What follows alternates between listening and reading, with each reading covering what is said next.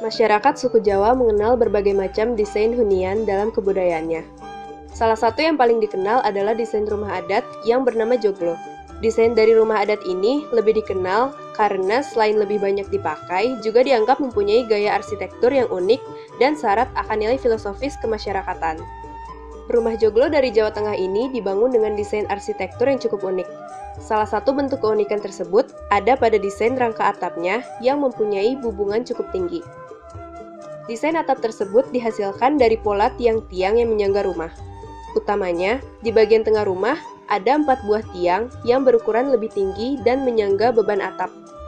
Keempat tiang yang kerap disebut dengan soko guru ini menyangga serta menjadi tempat pertemuan rangka atap yang menopang beban atap. Atap pada rumah joglo ini terbuat dari bahan genting tanah.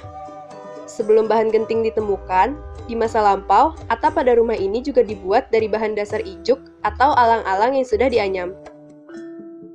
Adapun secara keseluruhan, rumah adat Provinsi Jawa Tengah sendiri lebih banyak memakai kayu-kayuan keras, baik itu untuk dinding, pintu, jendela, tiang, rangka atap, dan bagian lainnya. Kayu jati merupakan pilihan utama yang banyak ditemukan di rumah-rumah lawas. Rumah di Jawa Tengah rata-rata tidak memiliki pagar. Umumnya, rumah asli penduduk Jawa Tengah masih menggunakan desain lama, yaitu tidak berpagar sama sekali. Rumah adat joglo menggunakan pagar mangkok, yaitu filosofi bahwa rumah lebih baik tidak dipagar agar penduduk bisa saling membaur di halaman.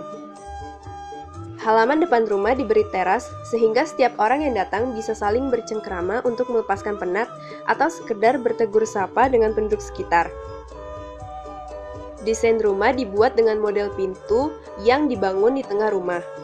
Karena pintu di tengah rumah ini didesain menembus ruangan hingga ke belakang rumah, jadi jika pintu dibuka, semua bagian isi rumah hingga ke belakang akan terlihat. Rumah di Jawa selalu memiliki jendela yang banyak dan besar. Jika dibuka lebar, akan membuat angin bertiup ke ruangan hingga sirkulasi udara menjadi lancar. Bagian ini merupakan ruangan terbuka yang terletak di bagian depan rumah. Dengan desain terbuka, membuat ruangan ini menyatu dengan alam. Sejuk dan cocok digunakan untuk bersantai. Meskipun begitu, bagian pendopo tidak boleh dilewati oleh sembarangan orang. Pendopo sendiri umumnya digunakan sebagai tempat menerima tamu dan berbagai acara seperti pertemuan, tempat pagelaran wayang kulit, tari-tarian, serta upacara adat.